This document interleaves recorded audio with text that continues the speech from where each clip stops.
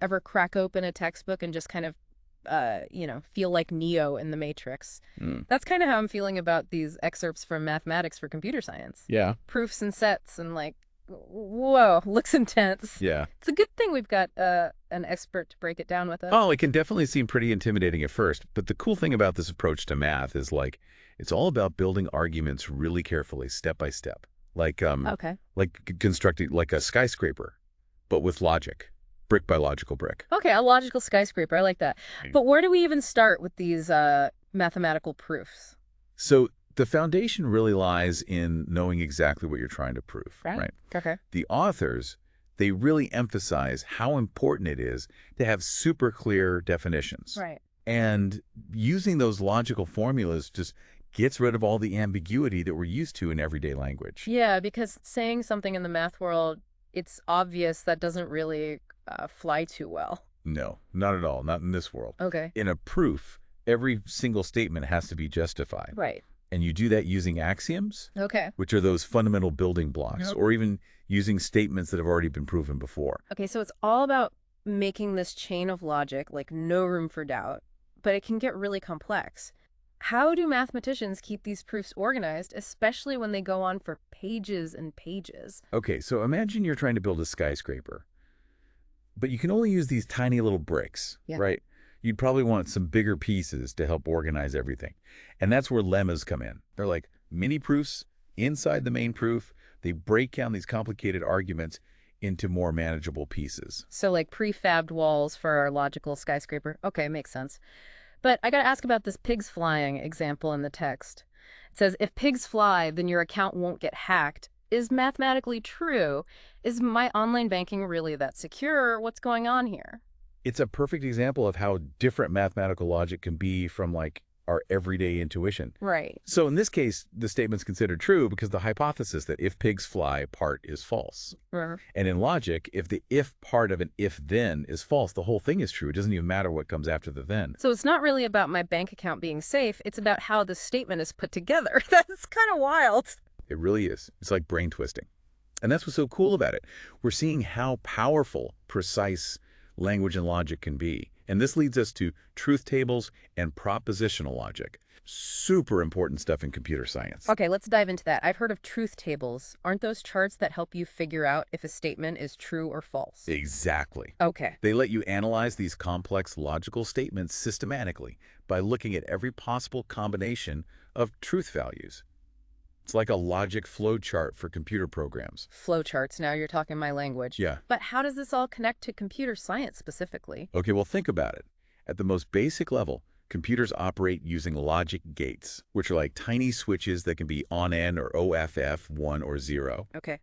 These gates combine to make complex circuits, which do calculations and run instructions. Okay. And how do we design and analyze these circuits? Let me guess. Propositional logic and truth tables. You got it. Spot on. So the logic we use to build these arguments in math is the same logic that's behind like how computers are designed. That's amazing. Exactly. And it gets even cooler when we bring in set theory. Oh. Just like we use A and D or R and not to combine logical statements, we can combine sets using operations like union and intersection. So there's this whole secret language between logic and sets, and that language is how we've built like the entire digital world. This is blowing my mind. This feels incredibly important to understand. Oh, it absolutely is. These fundamental concepts in logic and set theory are not just some abstract math ideas. They are the actual building blocks of computer science and our whole digital world. Okay, so we've got logic as like the secret code of the digital age, right? But the text keeps going. It takes us deeper into the world of integers and something called the well-ordering principle. What is that all about?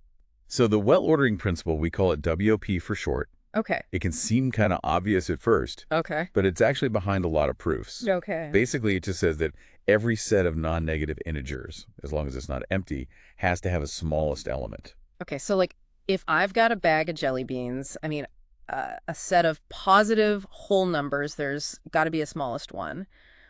Why is that a big deal in math? Okay, so think of it this way. Okay. WOP gives you a starting point when you're working with integers. Like, you know when you're climbing a rock wall Yeah. and you need that first really solid foothold? Yeah. It's like that. You need it to even begin. So it's more about setting up a logical framework, not just like saying something super deep about the numbers themselves. Exactly. And the text has this great example of how we use the WOP, Mm.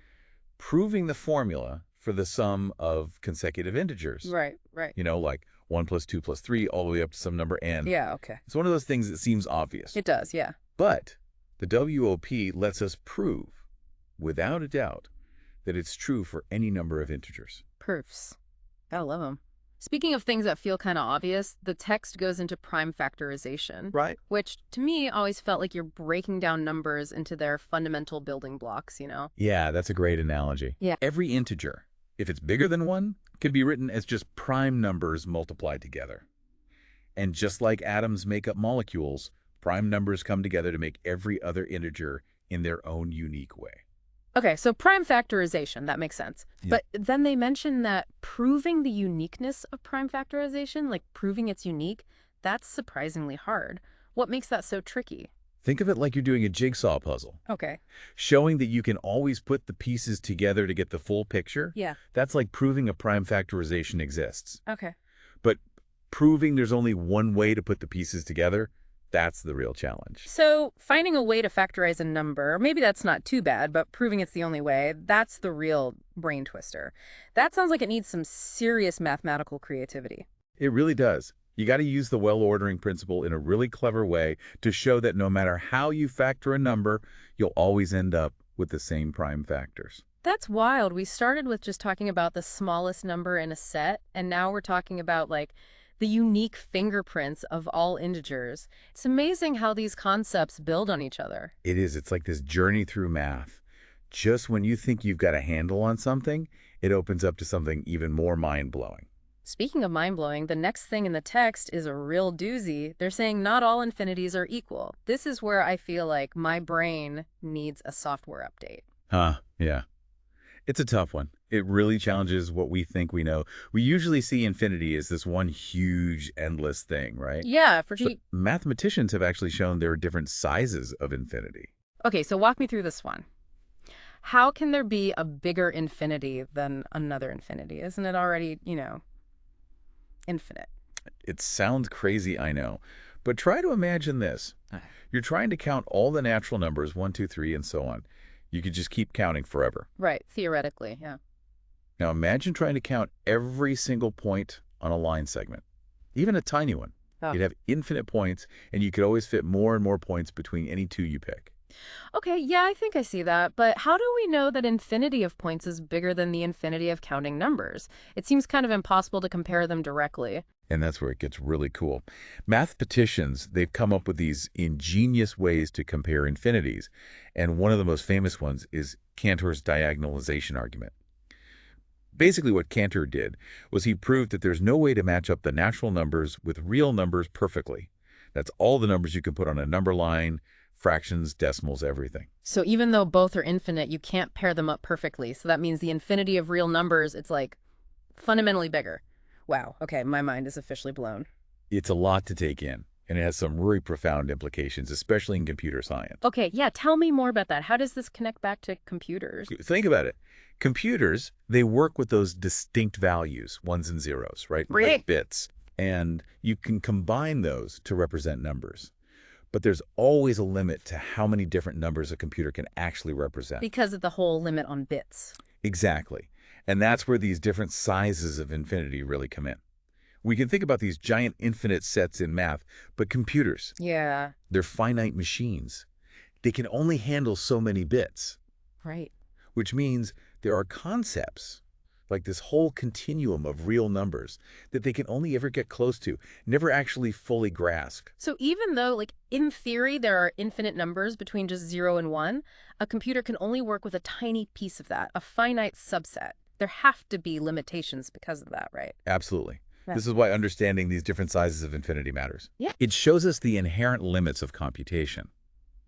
Some problems are just impossible, even for the most powerful computer, because of this gap between the infinite and what's finite. Whoa. So this abstract math idea about different sizes of infinity, it actually changes what computers can and cannot do in the real world. That's incredible. Exactly. It really shows you how important these basic math concepts are. Yeah. They're not just some intellectual exercises, they're the framework for understanding the tech we use every day, what it can do and what it can't. Makes you realize that under all this technology, all this digital stuff, there's this whole world of math. It's like we've been looking at the tip of the iceberg this whole time. Precisely. And that's the thing about exploring, isn't it? It just leads to more questions. Well, since you mentioned it, I do have a question. Okay, shoot. We talked about some infinities being bigger than others, right? But is there a smallest infinity, like something just a bit bigger than all the integers? That's a fantastic question, and mathematicians have spent a lot of time on it. Turns out the answer isn't so simple. You really start getting into some deep, deep set theory there. Okay, yeah, I think I might need another deep dive for that one. Uh-huh. But for now, I'm happy just knowing that not all infinities are created equal. That's enough to chew on for a while. It's definitely a mind-bending concept. It really makes you appreciate the beauty and complexity of mathematics, doesn't it? It does, and that's the beauty of a good deep dive, I think. Never know what you're going to find until you start digging. Well, until next time, keep exploring, everyone.